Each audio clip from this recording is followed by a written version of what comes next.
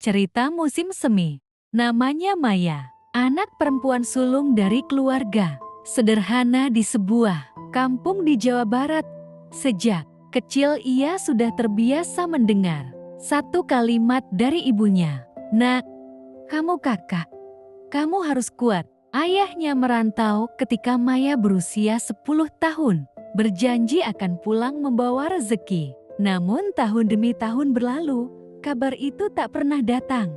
Sementara ibunya jatuh sakit, adiknya masih kecil dan butuh biaya sekolah. Beban hidup itu jatuh ke pundak Maya yang bahkan belum lulus sekolah menengah. Setiap pagi, sebelum berangkat sekolah, Maya memanggul karung berisi botol plastik dan kertas bekas. Ia menjualnya di pasar loak. Wajahnya masih belia, tapi tangannya kasar karena terlalu sering bersentuhan dengan debu dan besi tua. Seringkali teman-temannya menertawakan, "Masa depanmu di tempat sampah, Maya," kata salah satu dari mereka. Tapi Maya diam saja. Dalam hatinya ia berkata, "Biarlah aku dihina, asal adikku tetap bisa sekolah, asal ibuku bisa minum obat." Malam hari, Maya sering duduk di samping ranjang ibunya yang batuk tak henti. Lampu minyak redup, suara adiknya mengigau dalam tidur, dan perut Maya sendiri sering keroncongan karena ia lebih memilih menahan lapar daripada mengurangi jatah mereka.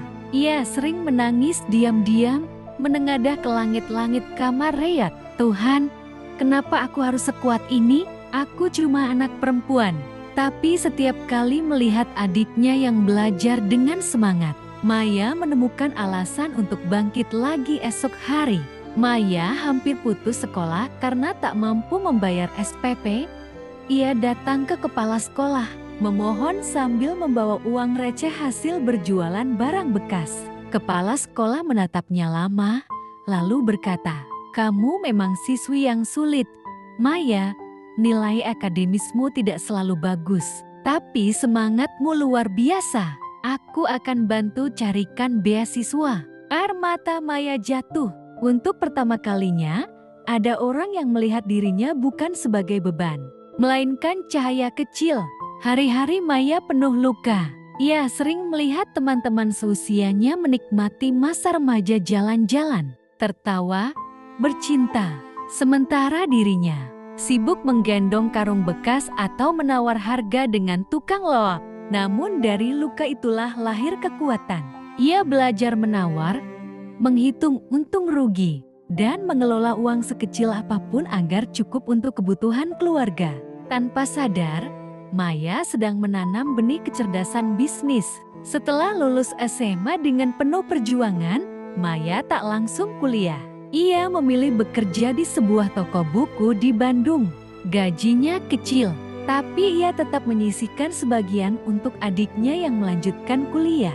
Di sela waktu luang, Maya belajar mengetik, membaca buku manajemen, bahkan mengamati cara bosnya mengelola usaha.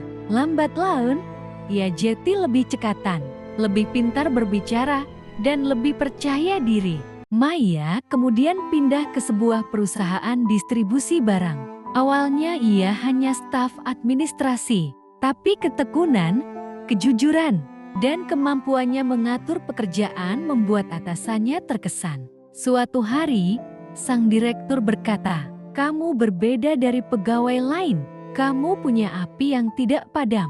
Maya dipromosikan menjadi supervisor, lalu manajer.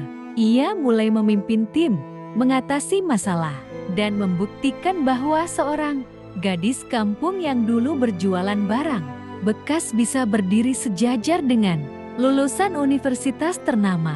Adiknya akhirnya lulus kuliah dengan nilai terbaik. Saat wisuda, adiknya menangis sambil memeluk Maya. "Kak, ini semua karena kamu. Kamu rela mengorbankan masa mudamu untukku."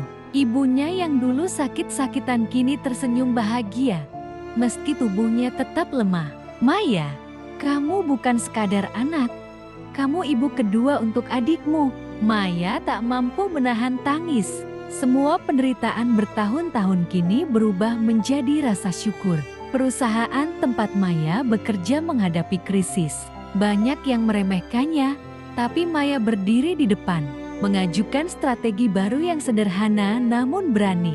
Ide itu menyelamatkan perusahaan dari kerugian besar. Beberapa tahun kemudian, pemilik perusahaan pensiun. Ia menunjuk Maya sebagai penggantinya.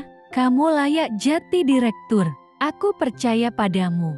Kabar itu menyebar. Seorang gadis kampung yang dulu berjualan barang bekas kini menjadi direktur perusahaan ternama di Bandung.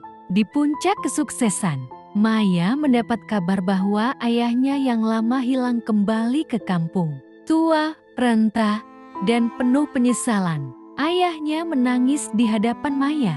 "Maafkan aku, Nak. Aku gagal jadi ayah, tapi kau berhasil jadi cahaya keluarga." Maya memeluknya sambil berkata, "Aku sudah belajar sejak kecil bahwa pergi bukan berarti selesai. Aku memaafkanmu." Kini Maya dikenal sebagai pemimpin bijak yang selalu mengutamakan orang kecil. Ia sering memberikan beasiswa untuk anak-anak miskin karena ia tahu rasanya hampir putus sekolah. Dalam setiap langkahnya, Maya membawa luka masa lalu bukan sebagai beban, melainkan sebagai bahan bakar untuk menerangi jalan orang lain.